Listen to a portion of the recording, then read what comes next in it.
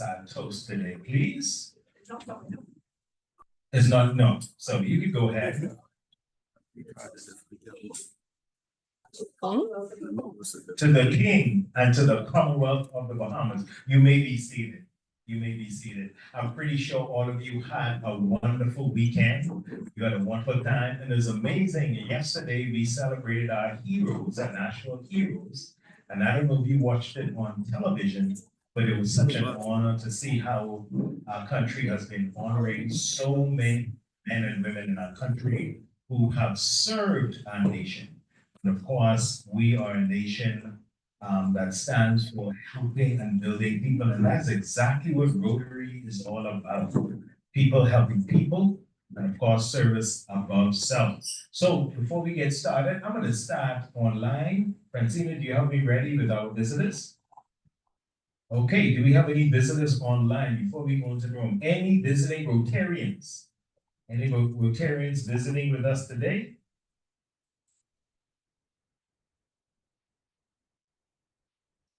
Are there any, Francina, do you see? Yes. Okay, if you are visiting with us and you are online, just feel free to open up your mic and just say who you are as a visiting Rotarian and which club you are visiting from. Let me go so I can see. I can't see properly. Thank you, sir. The magic of Rotary right here, right? No.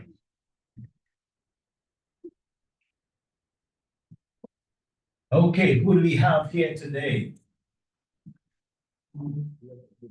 All right. Mr. Ferguson, is that Fallon Ferguson? Fallon Ferguson, it's good to have you, sir, joining us today. Who else do we have? He's a former Rotarian. Well, sir, I'm in charge of the membership chair. So we put your contact right in there, and I will be contacting you right afterwards. It's good to have you joining us, Mr. Ferguson. Who else we have who are visiting with us? We have, is that ZNS headquarters? Is that what that means? ZNS headquarters, they're visiting with us. It's good to have ZNS visiting with us today. Thank you for coming along with us. Who else do we have? JCN, it's good to have you joining us, JCN. That's another news network. Thank you for joining us today. We're so happy that you are joining us with our talk today. And we have a Kate Pipram. Kate Pipram, thank you for joining us today. Welcome to Rotary Club of Nassau. Else in here? Anyone else in here? Shadia Lightborn. Shadia, good to have you joining us today. And I see someone else in here. Is that Sandra Laverne? Sandra Laverne is also visiting with us today. We're always happy to have persons visiting online, whether you are a Rotarian or you are a friend of a Rotarian. In the room, we have visitors in the room. If you are visiting with us and you are a Rotarian or you're visiting us for the first, second, or third time, we want to welcome you. Any visiting persons with us today? You know, our guest speaker has some visitors with us today. And I see this beautiful young lady. She is from the Tribune. We have all the media houses with us today. Oh my goodness. We have the ZNS, we have JCN, we have, who else? We have the Tribune, we have GNN, we have Eyewitness, we have GNN. My brother, you brought everybody with us.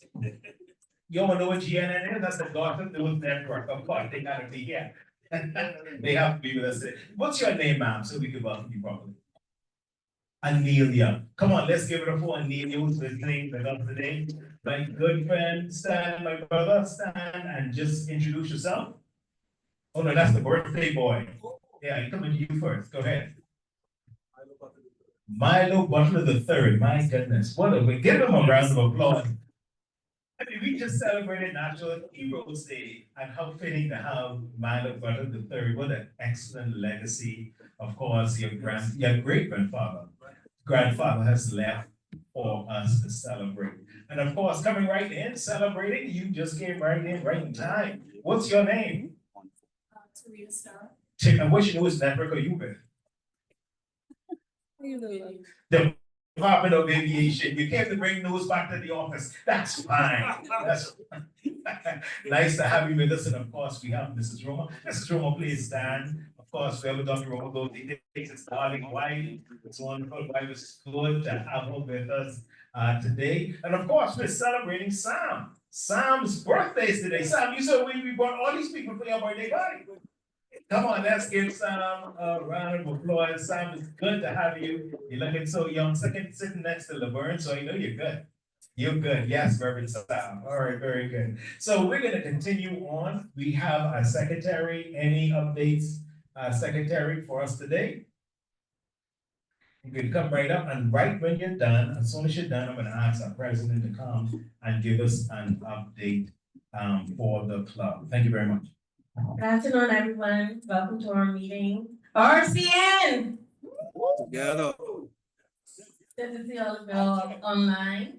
Just one announcement for this week, just want to remind everyone about the Vision Expo, where we will be traveling into Inagua on Friday. And we will be returning on Monday. We will be seeing about 100 children, gonna have a Vision and Eye Expo. And we're gonna have a few children also accompanying us from grade 1.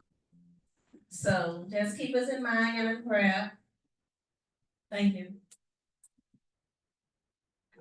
Good afternoon. Thank you, Secretary Francine, for that update. And if I may just chime in on that, the Vision Expo, that's our signature community service event. And so we look forward to having a good time there. It is really a philanthropic gesture on behalf of RCN.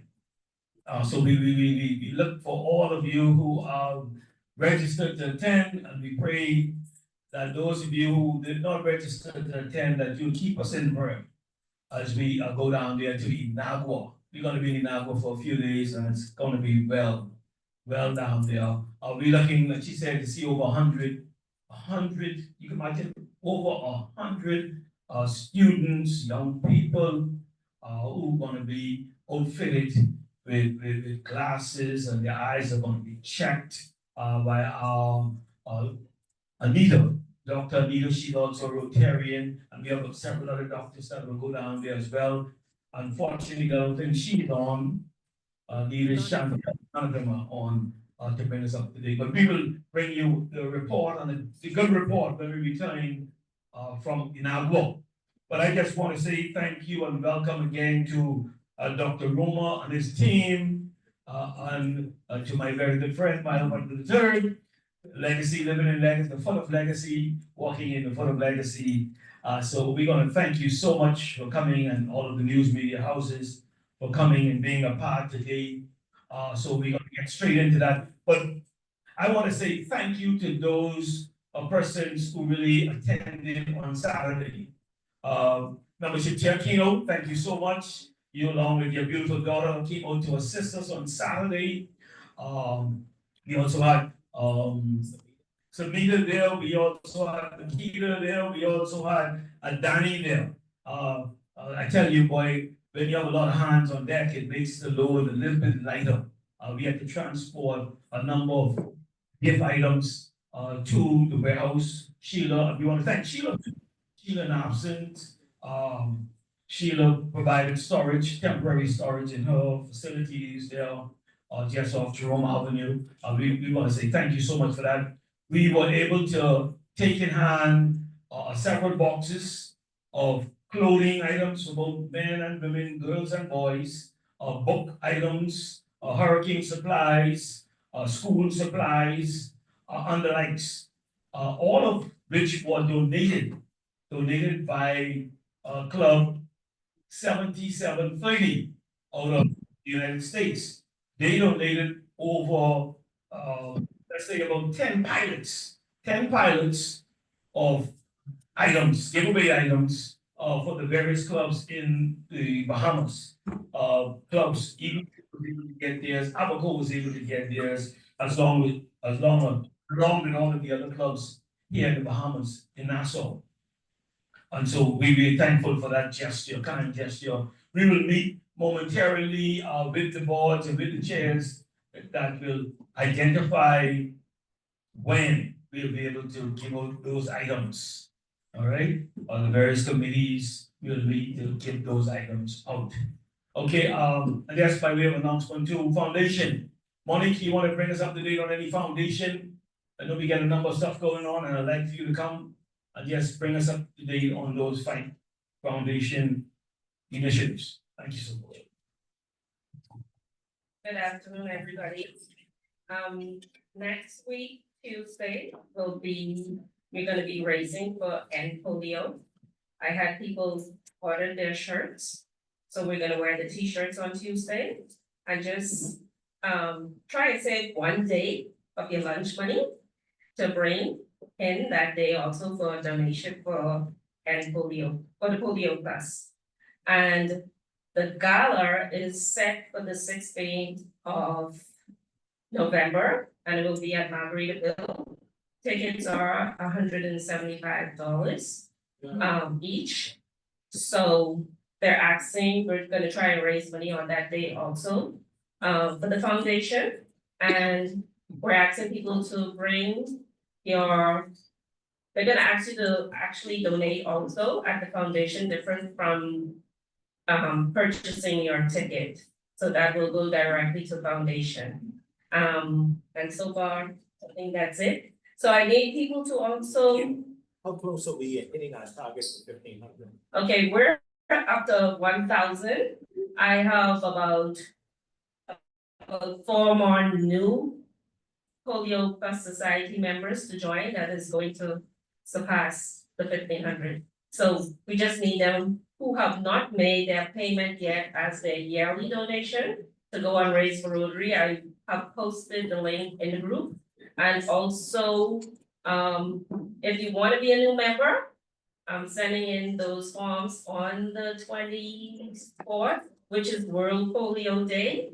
And induction will be on the 5th with Lindsay Cancino, November 5th for those new members.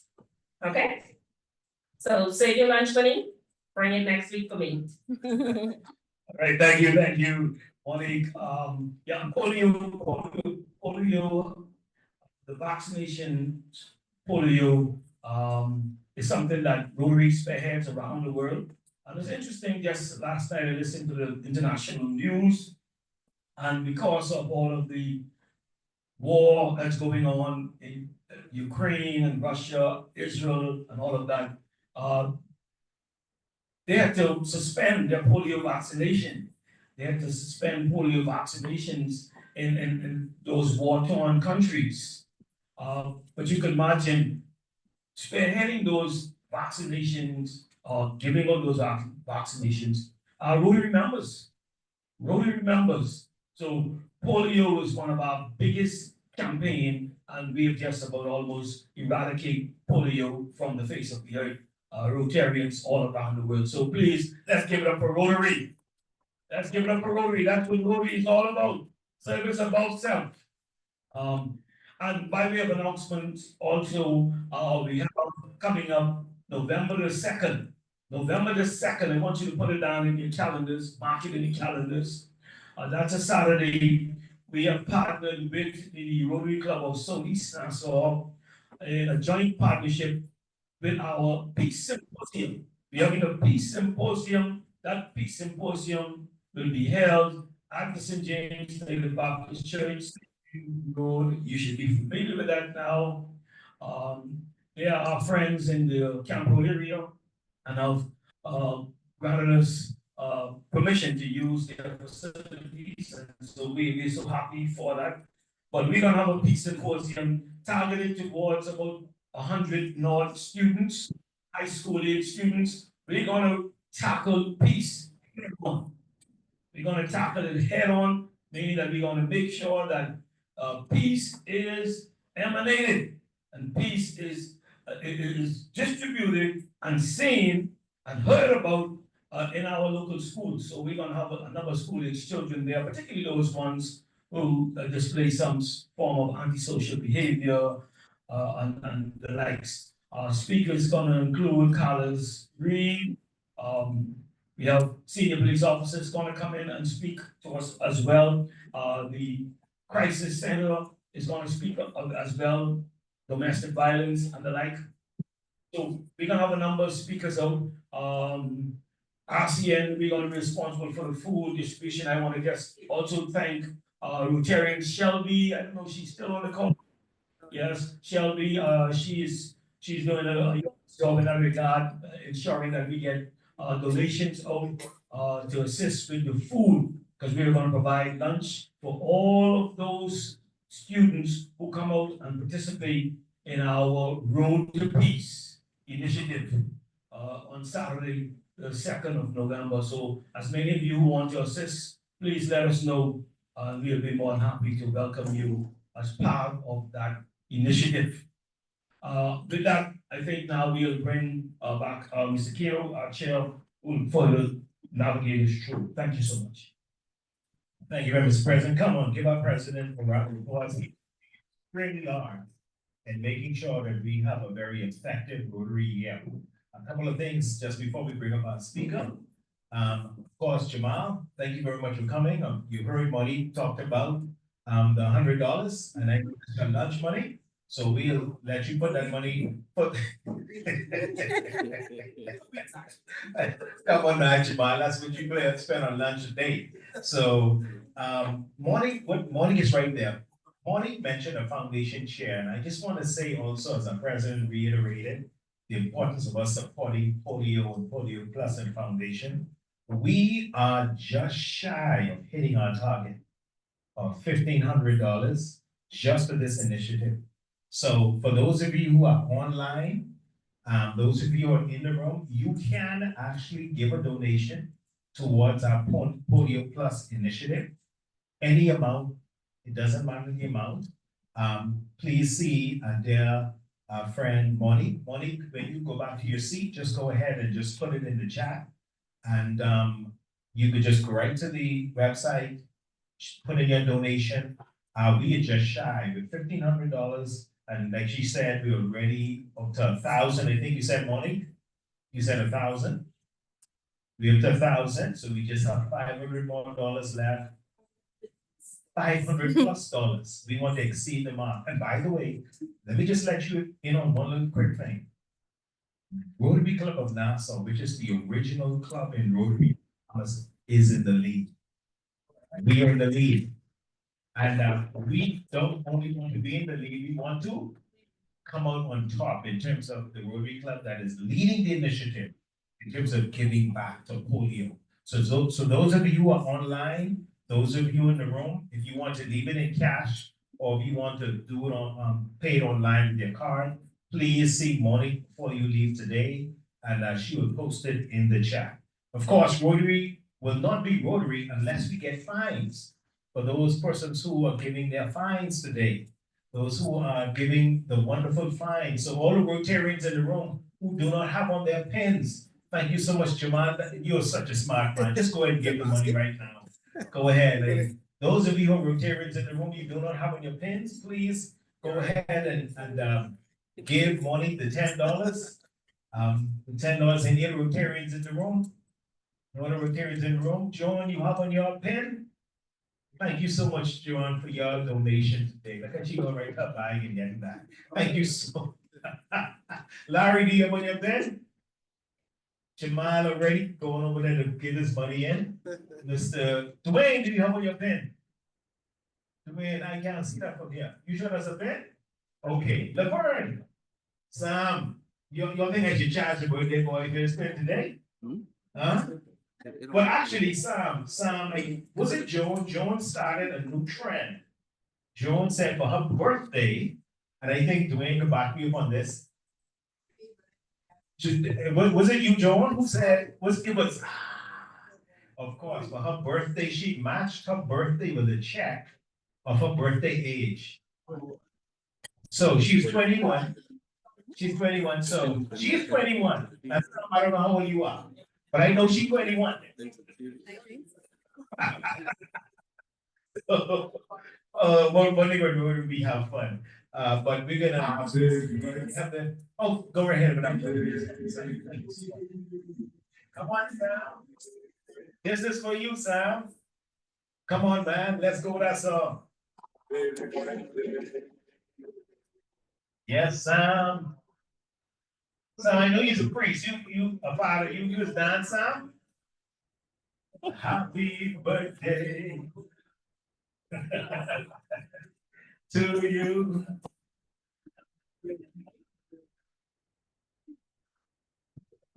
Yeah. My birthday.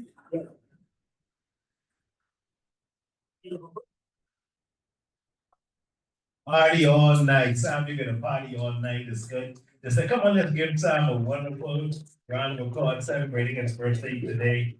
And of course, when Joan whispered to me, when she heard who our speaker was going to be, Joan said, do you know that I taught Dr. Roma? Huh? She taught Dr. Roma at UB. So, Dr. Roma, if it wasn't for her, you wouldn't have been there. Just say. So Joan, come on, let's give it up for Joan for being one of those persons in our country who has given back and have deposited in many of our young people the ability to change our nation. So come on, let's give Joan a wonderful round of applause.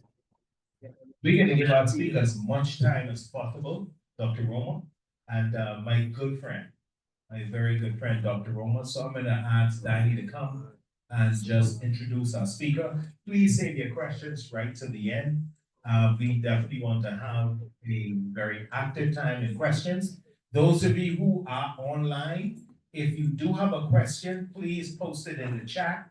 We have someone, Francine is monitoring the chat, and she'll make sure that your questions are asked. Danny? Thank you very much, Derek. Dr. R. Kenneth Roma has held key private and public sector executive roles throughout the Bahamas, United Kingdom, Europe, USA, and the Caribbean. He is widely respected in the fields of academia, leadership development, airlines, luxury hotels and hospitality management, human resource management, tourism, investments, and aviation. He holds a doctorate degree with specialization in leadership and organizational management, as well as academic and professional credentials from Harvard University, the University of the Bahamas, the University of the West Indies, Cornell University, James Madison University, among others with specialized certifications in both contract and aviation laws, as well as the FAA private pilot certification. Dr. Roma is a certified behavior analyst and John C. Maxwell Global Coach, trainer, and speaker. He is a member of the International Institute of Certified Professional Managers, Society of Human Resource Managers, Joint Board of Teacher Education, UWI, and Global Sustainable Tourism Council, and the American Association of Airport Executives. He currently serves as the Director of Aviation with oversight of 8 aviation agencies and airports development, and he also served as the Deputy Director of Tourism in the Bahamas Ministry of Tourism, Investment, and Aviation. He is married to Crystal and have 2 children, Kindy and Harper. Please join me as we welcome Dr. Kenneth Roma.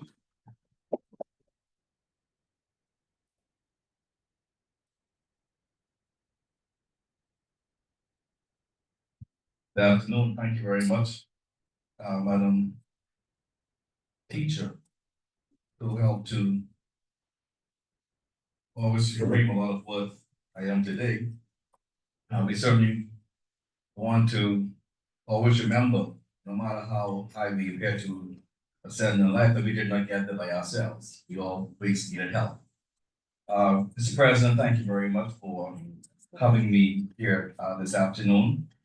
Certainly want to also applaud the Rotarians in the room this afternoon. I consider myself a Rotarian at heart because of the incredible amount of work I've done with Rotary International, whether Rotaract and many of the other Rotary sponsored initiatives. Have tremendous respect for the work that Rotary is doing globally. Thank So those who are joining us online, see quite a bit of them again from tourism and aviation. And then in addition to those who are in the room today, from Rotary, glad to have my colleagues from Bahamas there, the head of our cabin in Debbie Jamal, also here, her manager. I have my deputy director, aviation, Aneem, widely respected in itself, Samara Butler. Teray, thank you so much for joining. Then my wife, of course, joins me today, here, today actually marks 9 years we've been together. And she would say that in all those times, she's never once thought about leaving me. She thought about murder several times. I'm certain, but, we're still moving ahead. I thank you all very much, ladies and gentlemen, for this very gracious opportunity. It's a good feeling to be in great company. Certainly Rotary is great company.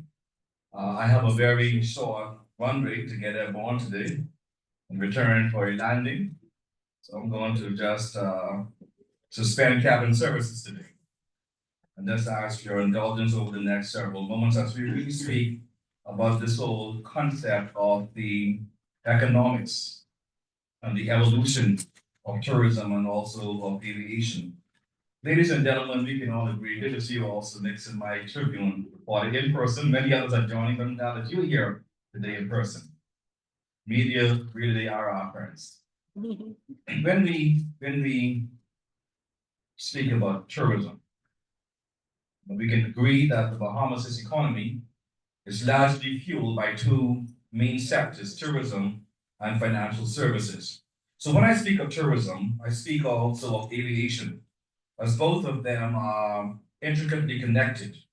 Tourism, according to Deputy Prime Minister, has been described as the lifeblood, but aviation has also been described as the oxygen.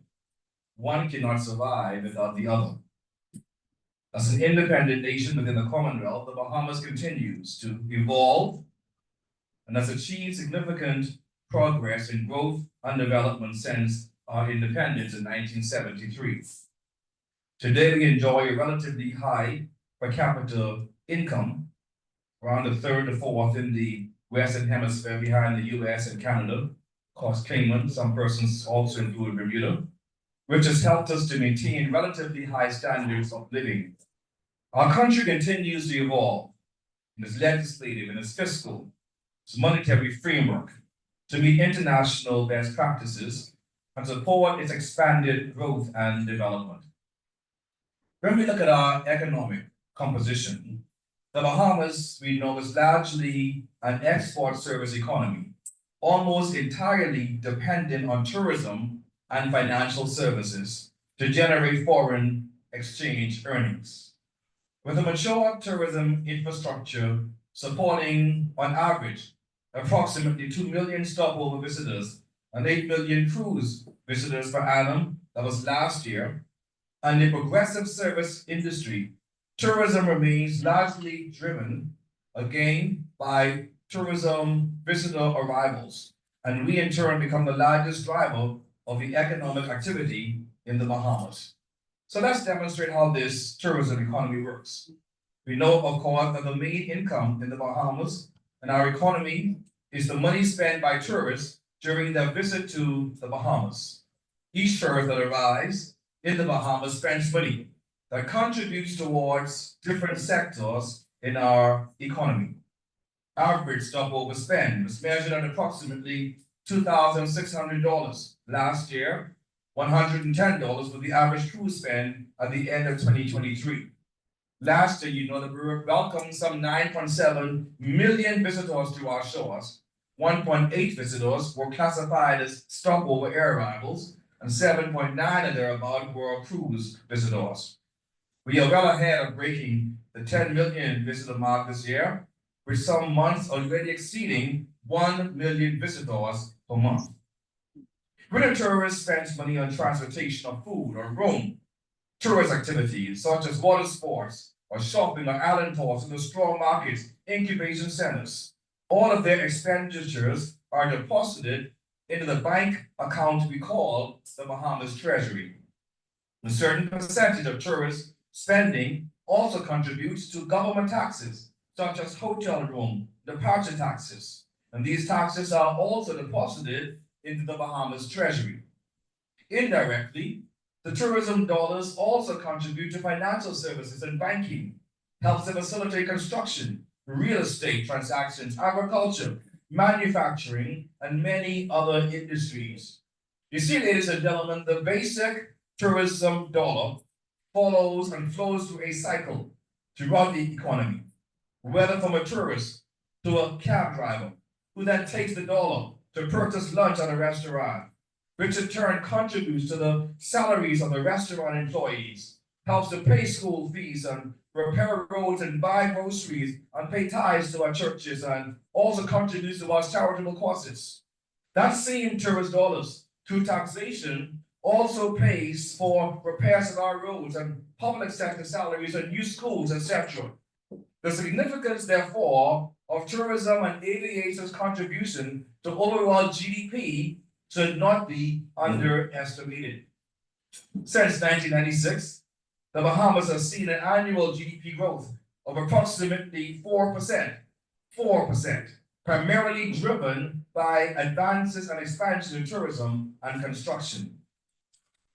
If we put this into a global context, we'll see globally in 2019, prior to the pandemic, global travel and tourism, including its direct and indirect and induced impacts, accounted for some 10.5% of all jobs, representing about 335 billion worldwide and 10.4% of global GDP, approximately 10.3 trillion US dollars.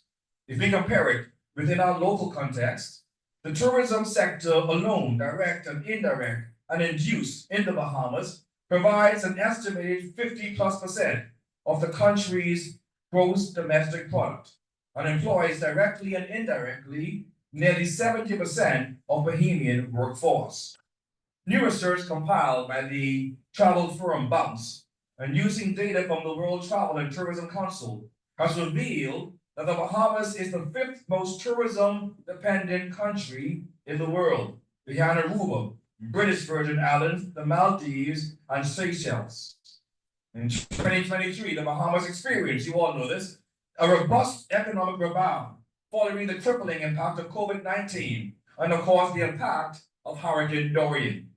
This rebound and recovery was primarily fueled by the hard work and the effort of the industry partners and the significant tourism inflows, leading to an estimated real GDP growth of around 4.3%.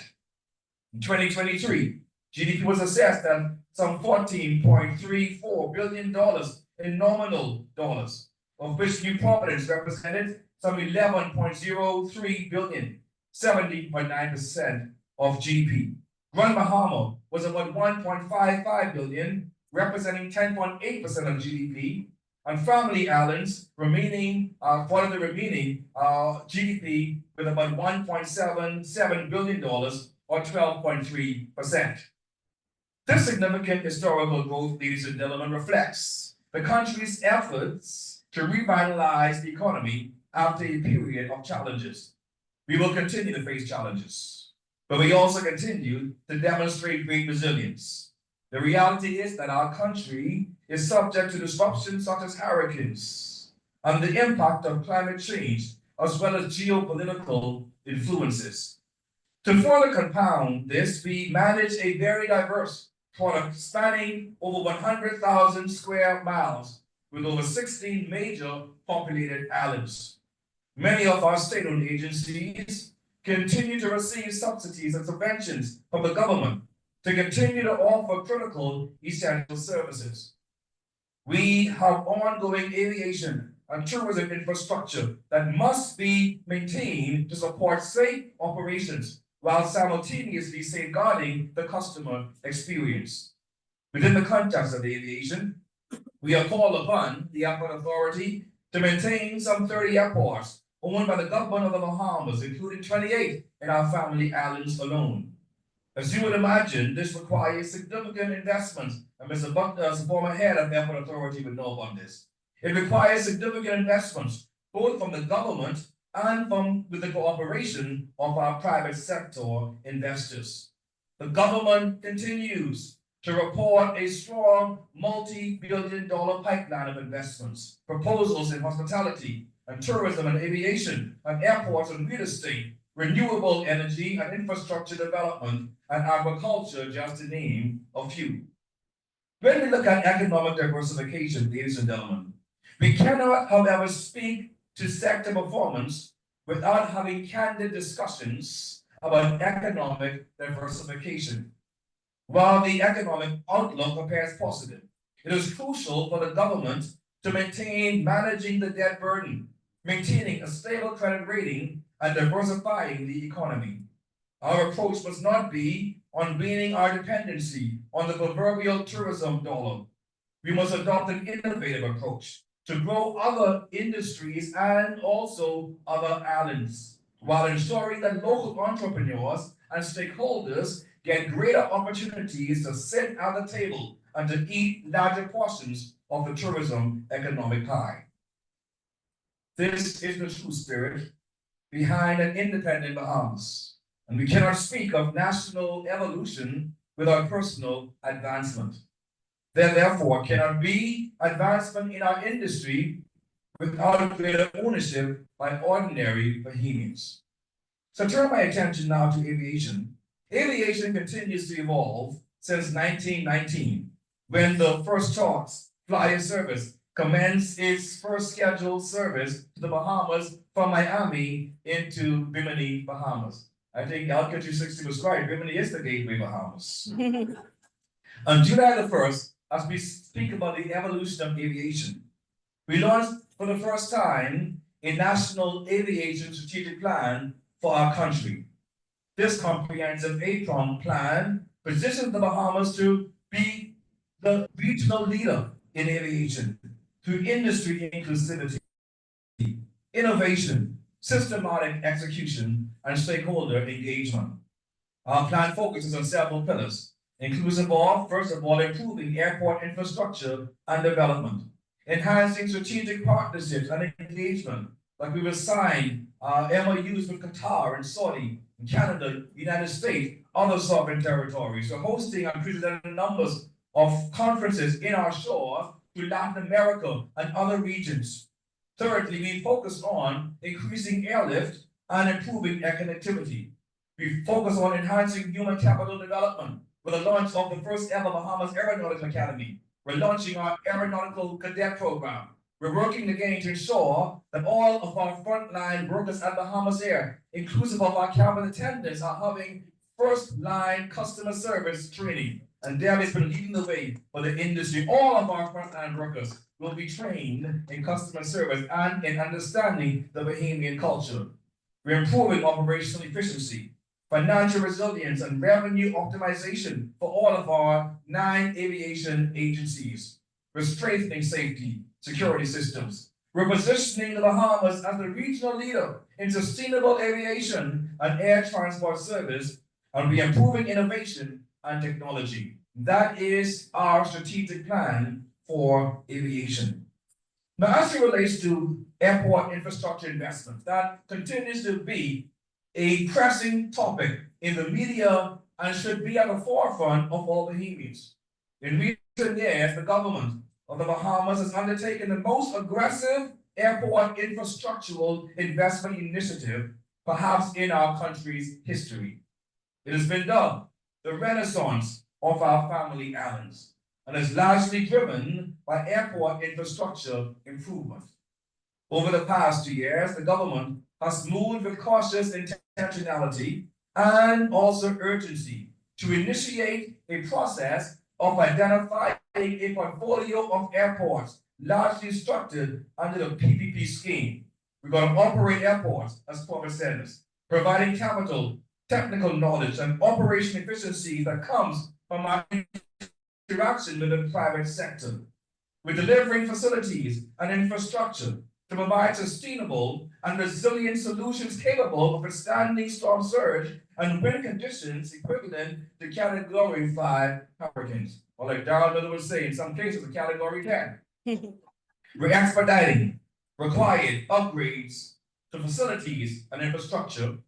And these airport developments are designed to attract more international traffic to the airports to generate opportunities and fuel economic growth for our country's #1 industry. Among the plan, $750 million airport infrastructural development. We've already seen investments in Great Harbor Key and Rocket Island, in Governor's Harbor, renovations to the Grand Bahama International Airport domestic section, representing a collective $30 million capital investment. In the investment pipeline, we have ongoing investments inclusive of Exuma International Airport, $55 million landside and $35 million airside funded through the IDB. Exuma Keys will see a $15 million capital development injection. New by $18 million, landside $20 million for the airside, with an immediate $2 million remediation to address existing airside concerns. After Star is approximating $14 million on terminal upgrades and also airside remediation. Grand Bahama will experience a $130 million upgrade and injection for new terminal and associated airside civil works as part of the phase 1 development. North Youth will see a $55 million terminal construction, additional $19 for airside improvements funded by the IDB. Proposed development $50 million for Rock Sound. Bimini Development Partners have injected or proposed an overall capital expenditure of $80 million to develop the aerodrome in South Bimini, beginning with phase 1 that is already mobilized. We'll see an $18 million new airport development in Deadman's Key, additional plans to extend their runway. New construction is in the pipeline for Meguana in Nagua with a combined capex of approximately $10 million. We have plans to build new and upgrade existing airports in Treasure Key and Marsh Harbor, as well as North and South Andros. NAD has announced $2 million future upgrades for the LPIA, of course, in Nassau. So, ladies and gentlemen, heading into 2024, Q4 of this year and 2025, our strong tourism and aviation performance continues to be supported by increasing both air traffic and sea arrivals, and also the billions of dollars in new investments to our archipelago, reflecting continual demand for travel from our key source market, which of course is the United States of America. When we speak about evolution, ladies and gentlemen, we believe that we stand at a new frontier for tourism and aviation. We must therefore embrace the new tourism and aviation frontier. If we are to maintain our competitive advantage, we must evolve beyond sun, sand, and sea and adopt a new tourism approach, inclusive of sun, sand, sea, sustainability, safety, and supporting local stakeholders. We have an opportunity to embrace sustainable development as part of our core tourism and aviation strategy. And when we speak about sustainable tourism, it goes beyond just environmental concerns. Sustainable tourism is based on a long-term perspective. It adheres to ethical principles and is geared towards social justice, respect for cultural differences, environmental responsibility, and economic benefits. In its truest form, it creates jobs, sustainable tourism. It creates new opportunities for entrepreneurs. It strengthens the local economy. It contributes to local infrastructural development. It helps to conserve the natural environment and cultural assets and tradition, and reduce poverty and inequality. And this can only be achieved, in particular, if local people are able to benefit from the income opportunities arising from tourism, while taking charge of the promotion of responsible, sustainable, and universally acceptable tourism, one that protects our unique cultural attributes. We must continue to offer solicit support in advancing knowledge and tourism policies throughout our region and worldwide, importing best practices for cultural and heritage tourism. We must recognize our role in promoting the potential of tourism in fighting poverty and achieving the UN Sustainable Development Goals. We must continue to advocate for the need to achieve climate justice and climate finance reform to promote a just transition for the Bahamas and all small island development states. We must continuously evolve to acknowledge the all-encompassing impact climate change, impact that climate change has on us all. And we will continue to understand that climate change is not going to have a less adverse impact. We see the storms coming with increased intensity. It has a significant impact on all of our economies and our societies, and we must therefore ensure full integration of climate solutions into all of our sustainable tourism development goals. I hasten to a close, ladies and gentlemen, but our tourism priorities must highlight the imperative to conserve and sustainably use the oceans, the seas, and our beloved marine resources for sustainable development. But even as we are forging environmentally, and we are looking and becoming more alert when it comes to an energy future for our archipelago, we must also subscribe to Sustainable Development Goal number 8 that calls on us to promote, sustain, inclusive, and sustainable economic growth, full and productive employment, and creating opportunities for new entrepreneurs. As I end, ladies and gentlemen, while I agree that tourism is better in the Bahamas, I also contend that it should not be better for some until it becomes best for all. We must therefore appreciate the role safety and security play in our evolution. Things have changed in the Bahamas from 1973, from 1980s when you felt safe walking downtown in the night. You saw the images of the old Bahamas. Things have changed and times have changed. People's decision on where to travel depends greatly on their personal view of the overall situation, or also how the destination is receiving travel warnings from their originating countries. Ladies and gentlemen, the private sector partnerships with organizations such as Rotary and Rotary Worldwide are important components in our ongoing transition to economically and environmentally sustainable tourism. Therefore, there needs to be closer cooperation between the tourism and aviation industry and academia and all persons who have a genuine interest in the development of the nation we are privileged to call our home. Once again, I commend the work of Rotary, commend the work of those who are in the tourism and aviation space. When we look at the evolution of tourism, I trust that over the next decade or 2 or 3 decades, that we will continue to position our country where, like I said before, it is not just better in the Bahamas, it is the Bahamas where it is best for all. Thank you very much, ladies and gentlemen, for your very kind words.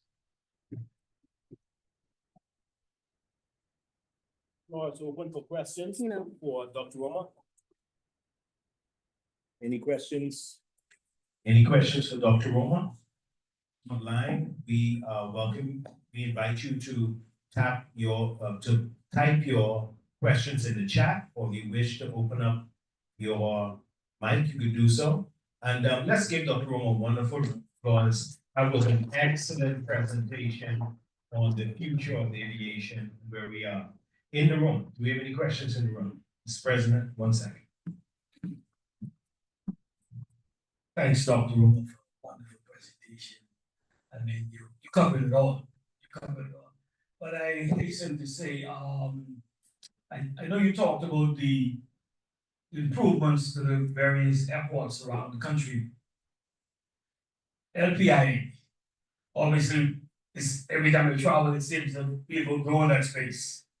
Any immediate plans, particularly as you know, for arrivals, collecting people from the airport, it's like a nightmare. It obviously needs more space in terms of infrastructure, development to accommodate the growing and burgeoning population of the country. When it was first built, it was good. But of course, we have outpaced that now. Any immediate concerns in that regard. Well, let me first of all, there is this misconception that we have outgrown LPIA because a lot of what we see is traffic during the peak times. So a lot of our traffic is channeling between that 11, 12 o'clock until about 3. If you go there at 5 o'clock, 6 o'clock, the airport is a ghost town. You go there in the night, it's a ghost town. A lot of our concerns also relate to the perception of LPIA outgrowing its existing facilities has to do with how we manage the peak arrival times and the departure times of our airlines. So it takes some innovation. It takes us now to attract airlines arriving aside of the peak time. How do we spread out the arrivals and departure times, working of course in tandem with our hotel properties, with our airlines to ensure that we have this bottleneck approach between the peak arrival time, which is good again for business and for commerce. But beyond that, LPIA has announced, and the President Bernice Walking has announced again future plans about a $200 billion investment. If you see LPIA right now, you will see that there are existing works happening on the air side. That speaks again about the aprons. There are plans again about the taxiways. There are future plans again about how we expand or how we improve the runway. The immediate plans, a lot of the immediate plans for LPIA, however, really speaks about traffic management. How do we work with our FBOs and our air traffic controllers and the airport authority and the US Customs Border Protection, and of course NAD, to ensure that during the peak time, the visitor experience is better managed. LPIA is the leading airport in this region. I commend them again for the mammoth task they're having in managing not just domestic traffic, but also international, US and international traffic. But the immediate plans again is to work on managing the peak arrivals, the visitor experience, and to give some immediate relief again to the arrival gates. Some of the gates are down. They are again, there are plans right now to ensure that they return again to the full usage. We're working again with our airlines. We increase again add additional baggage belts for bags that are coming in. So now there's a plan, and I'm certain that Bernice will be more excited to share the long term and the immediate plans with you beyond what I just would have shared with you this afternoon. Thank you, sir. Any question here? Okay. I drive taxi at the airport. And like President Wayne would have said, during the peak time, I witnessed that a plane would be on that runway, park for 1 hour sometimes, just waiting for a gate to offload their passengers. Is there anything you're gonna do extra for that peak time where this plane could get to the gate much quicker than it normally takes, especially Saturday is the worst day. It's the worst day. The plane would be on the runway, just park on the side past the message, and you would be standing up just waiting for your arrivals for your guests. And sometimes it conflicts with another pickup time that you have to end up losing a job because you have to give it away because the 2 flights are coming in at the same time.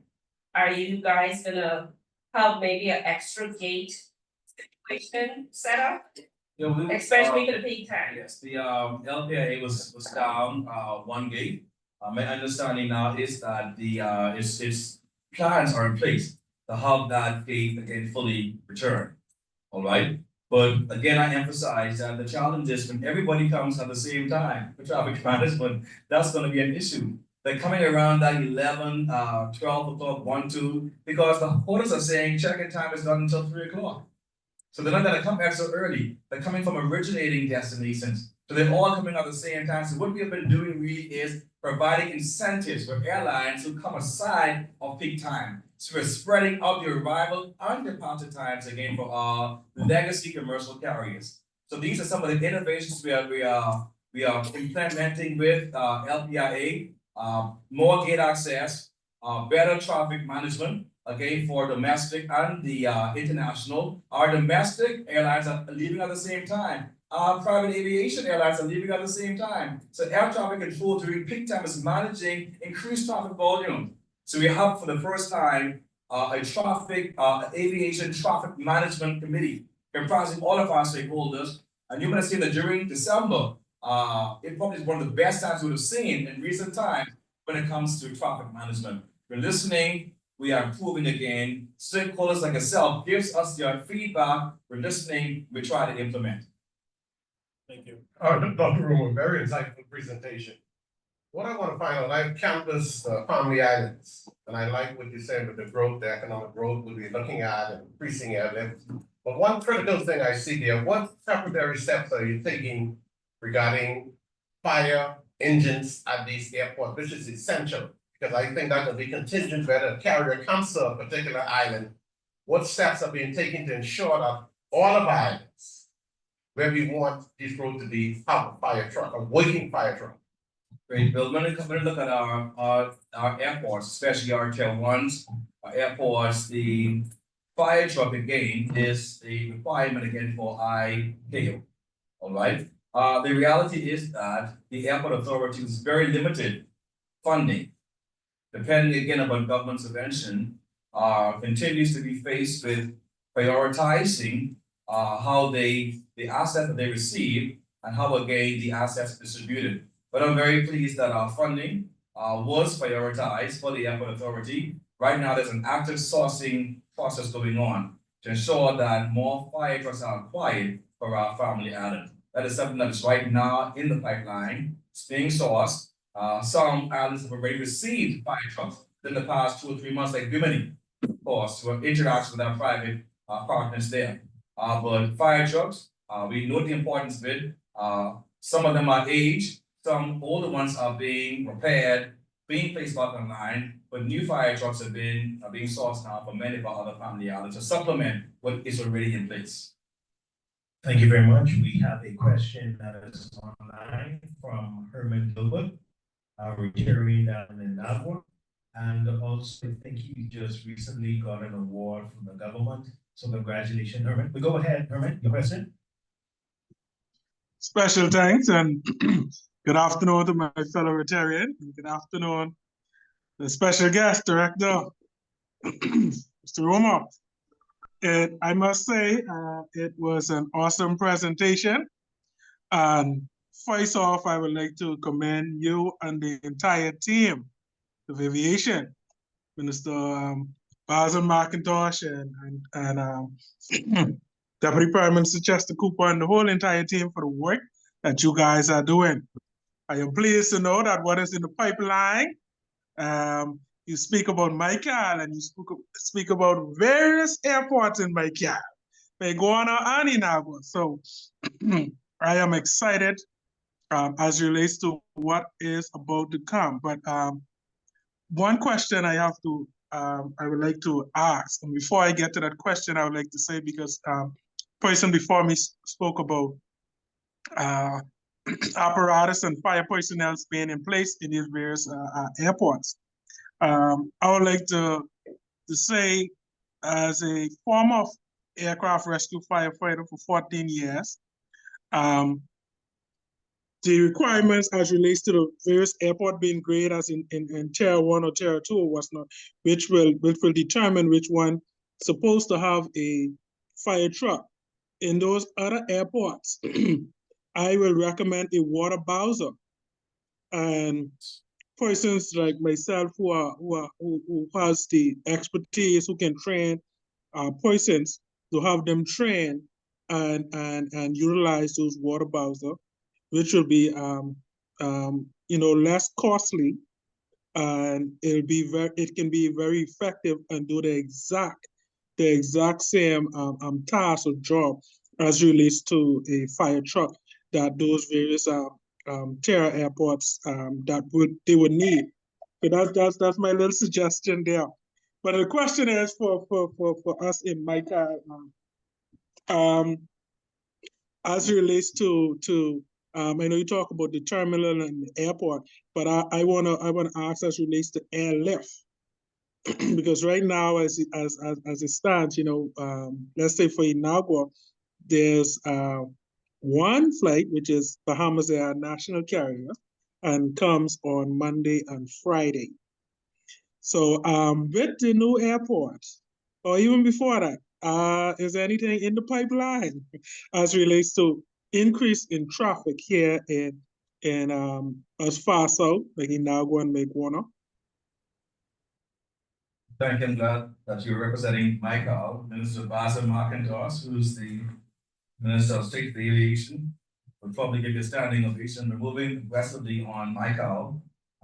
We have right now an existing opportunity in the Ministry of Works bonfire, attracting persons to have expression of interest for the new airport in Meguana. It expires tomorrow, actually, so we're moving very ahead on evaluating bids for that new airport. New airlift is being advocated again for Michael, inclusive of Inagua. But the kinds of airlift is a lot of it is private aviation. We continue to attract commercial airlift, but the conversation always has to be, when you're putting butts in seats, that goes in the heads and beds. A lot of folks are gonna ask, what about what beds are you gonna put the heads in? So it gives us opportunity to create now additional rooms as we begin to accommodate or attract new airlifts again to our southern islands. So this is the time now, we're working first of all on a strategy to increase airlift into our southern islands. Exuma is to become the hub for the central and the southern Bahamas. So as opposed to a person coming into Nassau and then taking a flight from Nassau all the way into your southern Bahamas, Exuma now becomes the hub for the central of the Bahamas. You come into Exuma, then you have small carriers who are able to move traffic in greater volumes into our southern and central Bahamas. These are emerging opportunities. Inagua, Michael, for the Allen County, wait until it happens. Position yourselves now to create more room inventory. So as we build and attract new airlift, you're able to be positioned to accommodate visitors and not be caught off guard. But our strategy sought for airlift includes again the central and southern Bahamas. Thank you very much. And two last questions tied into that question.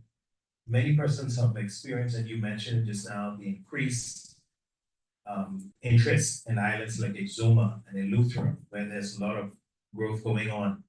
One of the questions persons have asked is, when are we going to increase the airlift of Bahamas Air? I know Bahamas Air has actually pulled out some of those islands, and some of the smaller carriers are now picking up the slack. Will Bahamas Air, now that you're looking at Exuma being one of the hubs, will we have our national carrier go down there and treat that as a hub? And also with islands like Eleuthera? That's the first question. The second part of the question is in relation to what you talked about earlier with heads in the beds. We have 10 million people coming. Probably 70% of that, may be wrong, it's coming from tourist arrivals from ships. How can we convert the money that persons are bringing in from the tourists, from the ships, and also from the airlines to increase our GDP so that we'll be able to increase the heads in the beds? Well, tourism conversion becomes it's always a very prevalent question. When you're welcoming 8 million cruise arrivals, first port of entry into Nassau and also the private ports, the question is going to be, we can bring them here with money in their pockets. Our job is to figure out how we can get the money out of their pockets. And it boils into one word or two words, product diversification. Tourists are saying, we want to spend money, but what are we going to spend the money on? So these are opportunities for entrepreneurs and stakeholders to be innovative. What about cultural and heritage tourism? They go to other destinations and tourism spend is larger because tourists come with money, but they're saying, what are we going to spend the money on? We've seen downtown, we've seen Bay Street, we've seen the new port of Nassau, we've got to jump on the beach. But what is it that makes the Bahamas a unique and distinct destination? Do you see it once, and once is enough? So we're doing things such as the incubation center, where we're creating small opportunities in Bay Street. We're working again with Tourism Development Corporation, Antiquities and Monuments, to create now cultural experiences.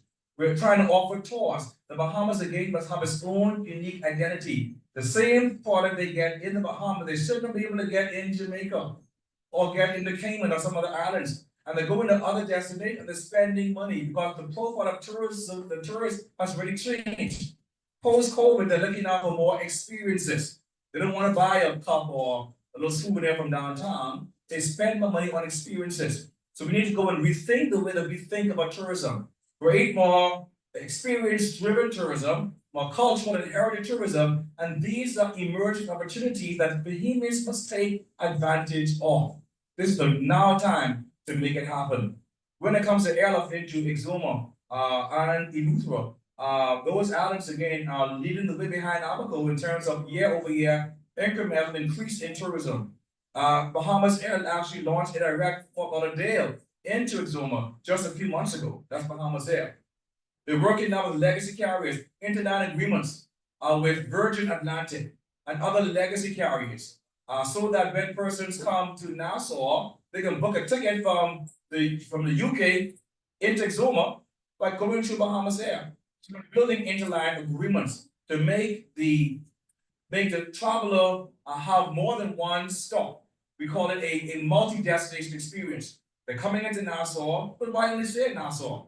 They can come into Nassau through an amphibious airlift, to a helicopter, or a seaplane, and they can go into Kamalani Key, or they can go into the cove in Eleuthera from Atlantis.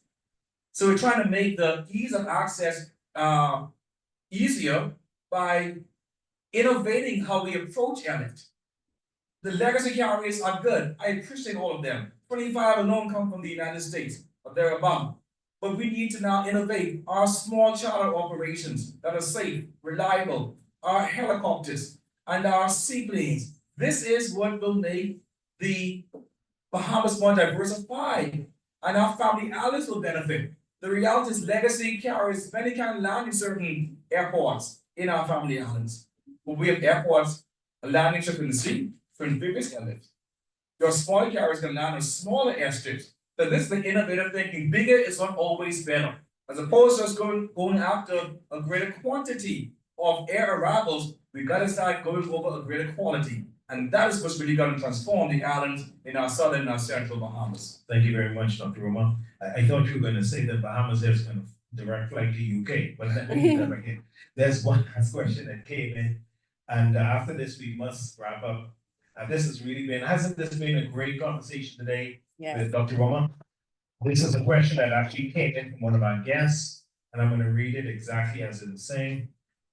Good day, Dr. Roma. Can you provide an update concerning pilots voicing fears that Bahamian aviation regulators plan to mandate pilots to pass a particular exam for which many reportedly are ill-prepared? And then the Tribune sources suggest that the new exam had resulted from the recent US Federal Aviation Administration, or FAA, audit. The Bahamas Airline Pilots Association wrote a letter voicing their concern of there being a lack of preparation and study materials. Can you provide an update in addressing those concerns?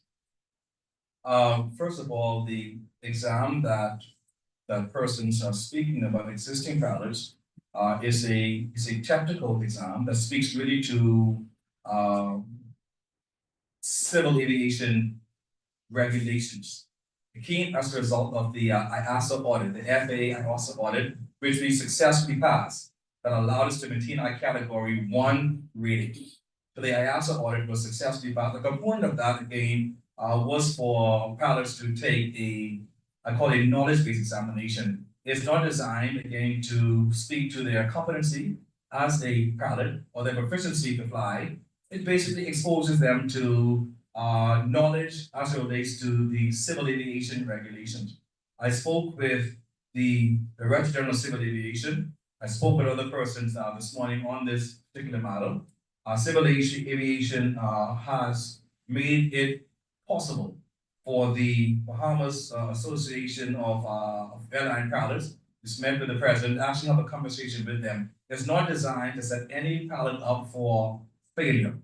It's a requirement of the IASA audit, and we will continue to meet with them. I'm going to personally meet with them to hear any concerns. This was just rolled after July the 1st, when we had the amendment of the Civil Aviation Act for the Bahamas with the new legislative agenda.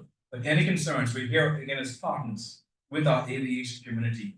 It's not designed to be an adverse relationship. Where there are concerns, we listen to the concerns, we come together as stakeholders and try to have them addressed.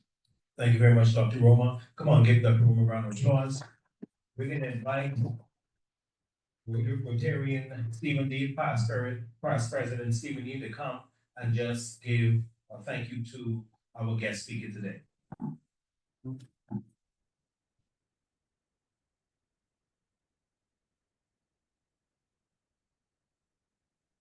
All right, thank you, Doctor. I have to be on the same stage with you. If I had to wrap this up, I would just say he's the quintessential marketeer Yeah. of tourism, you know? I don't know if the ministry of tourism has the timing on putting into that speaker to have set this message across like this today. And what you see is what you get. Whether you see him in the church, whether you see him on the news and tourism, you see him in person. We should be rushing to get signatures from him today. But I must say that you really give a good capsule of what the tourism industry. And it leaves us for questions. I love when you talk with sustainable plan number 8. You talk with the economic. I think that's what everybody's looking at. Because everybody here, the billions of dollars being espoused, what's gonna happen? But I look at the small man from McCullough Corner and the fella over in Camp Road, what he feeling, how we can get a piece of this tourism dollars. And I think you break it down a bit, but we have to find things on the ground. Because I look at Cat Island, which your hometown, right? Cat Island, then we go to Northern Borneo. You go there free. Anywhere in the world to go to Cat Island, you have long lines. But we have some things we take for granted in the country. Money is here to be made. I'm waiting on y'all to get the tower straight now, so we can walk up, me and Ben to go back up to the tower. So, you can make some money, you know, but money is here. And I think that people keep saying the Bay Street.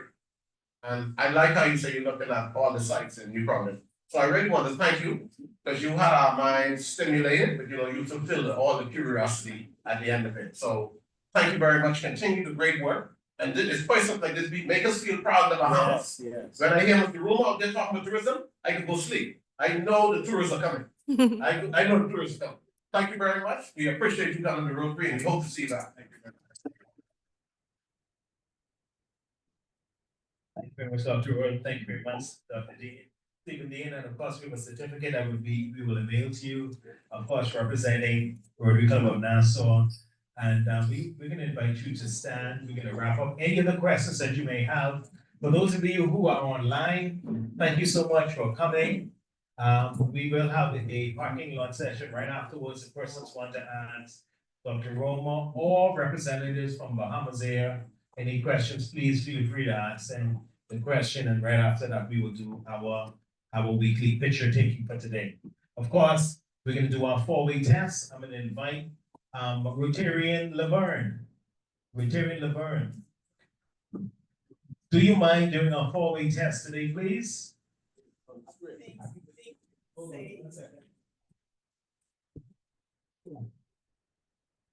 The things we think, say, or do. Is it the truth? Is it fair to all concerned? Fair to Will it build goodwill and benefit better goodwill and better good. Will it be beneficial to all concerned? Fishing to all concerned. Will it be fun? Thank you very much. Be fun. We're gonna ask you to do our closing today. Rudy Run was your birthday today, so my brother, take us around the world by wrapping us up today. Well, I'm not as good as Doc. And I'm not even gonna try to be as good as Doc. But anyhow. Rotarians and guests, join me in the final toast. Rotary around the world. Rotary around the world. Right. Around the world.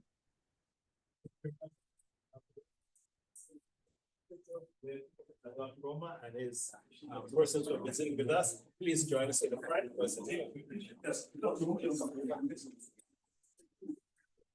Let's get around the Rotarians, let's get around and get ready. Good job, Doc, way to go. Way to go, you got it.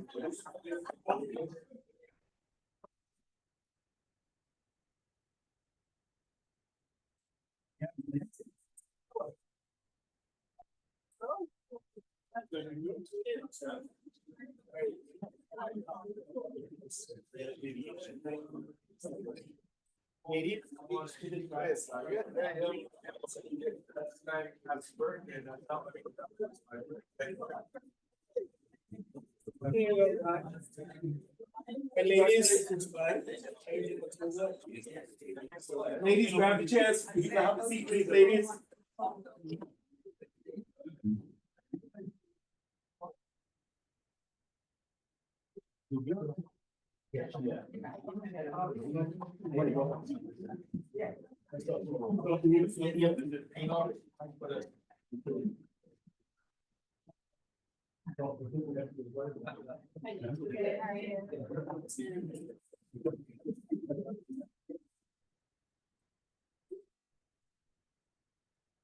Yes, it's aviation name.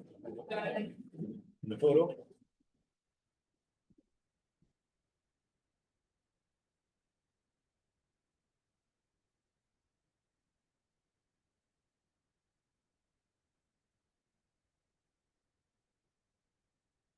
So, thank you very much.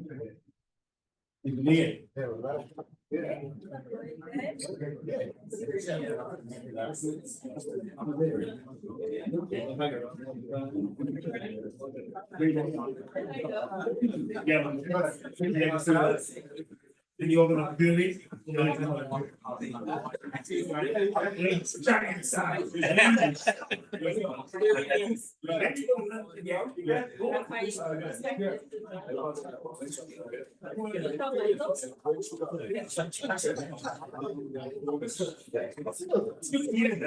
Goodbye, everyone.